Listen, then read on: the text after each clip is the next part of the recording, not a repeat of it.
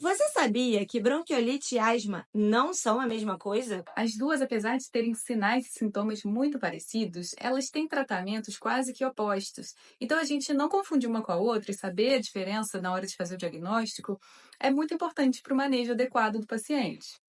Hoje, nós vamos diferenciar essas duas doenças que causam confusão entre médicos e familiares.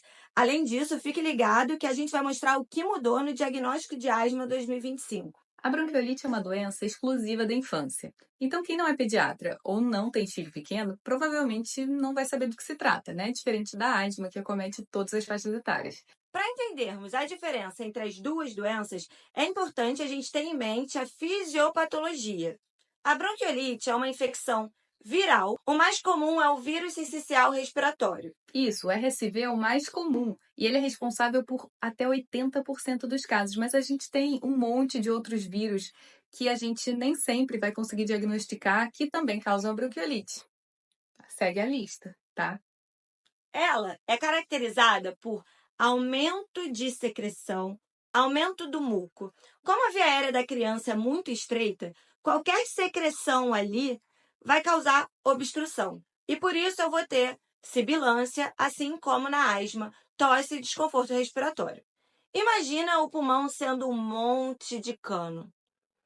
E aí, nesse cano, eu tenho secreção dentro. Então, o cano que deveria ser desse tamanho está com um lumen muito menor, porque eu tenho secreção ali dentro, diminuindo o diâmetro para passagem de ar.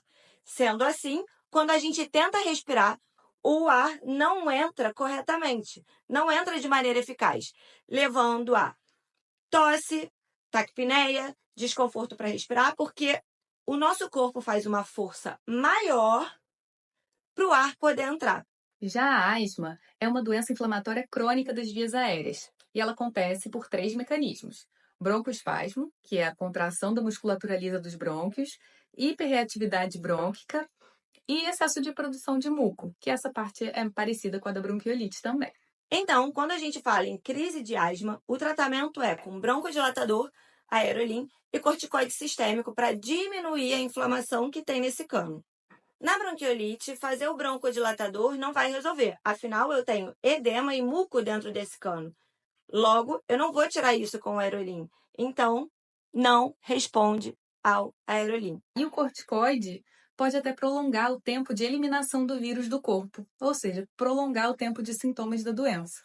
E não podemos esquecer, o aerolim tem efeitos colaterais. Então, fazer aerolim na bronquiolite pode dar taquicardia, agitação, tremor. E só quem já teve um bebê com bronquiolite internado no CTI sabe que a última coisa que a gente quer é que ele fique agitado, porque isso vai piorar o padrão respiratório e a gente pode ter que escalonar o tipo de suporte ventilatório que a gente está dando.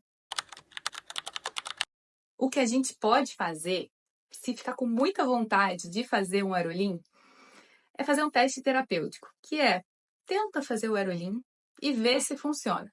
Se a criança não respondeu ao aerolim, tira da prescrição. Não precisa ficar fazendo aerolim para uma criança que não está melhorando com o aerolim, certo?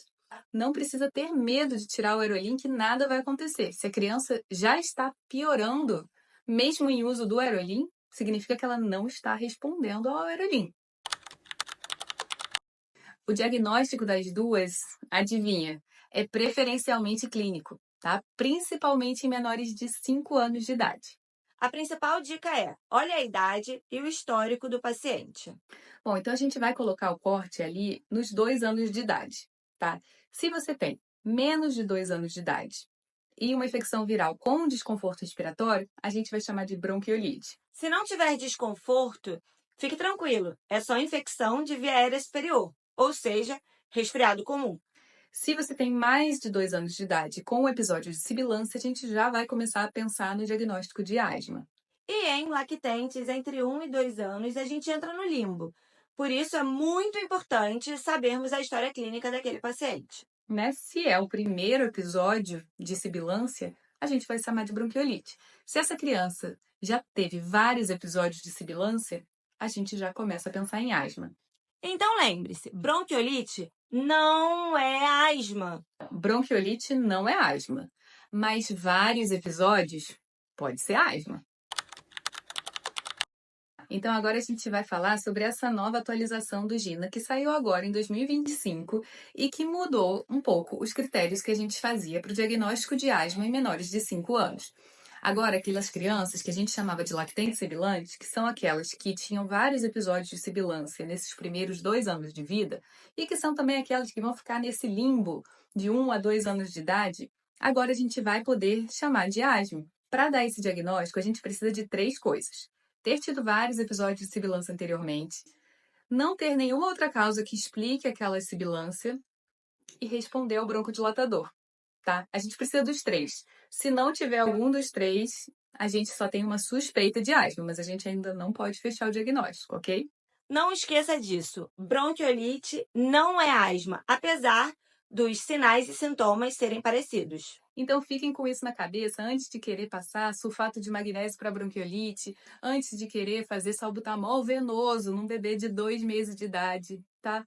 Por favor, bronquiolite não é asma, não vai responder aos tratamentos que a gente tem para tratar broncoespasmo. Bronquiolite não tem broncoespasmo, ok? Se você é pediatra, compartilhe esse vídeo com um colega que chama todo mundo de lactente sibilante.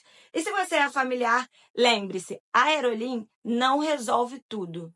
Ou manda para aquele colega que passa aerolim para toda criança que chega cansada na emergência. Ou que ainda reluta em suspender o aerolim da bronquiolite. Ou que briga com você para colocar corticoide na bronquiolite, no primeiro episódio. Saber identificar bem as doenças faz toda a diferença no nosso tratamento e manejo clínico adequado. Tá? A gente vai colocar aqui os 2 artigos que a gente se baseou para fazer esse vídeo para vocês. A última atualização da bronquiolite e a última atualização da asma. Para vocês darem uma lida e, se ficarem com alguma dúvida, mandem aqui nos comentários que a gente tira e a gente tenta esclarecer melhor. Gostou desse vídeo? Segue a gente, porque aqui é pediatria sem enrolação.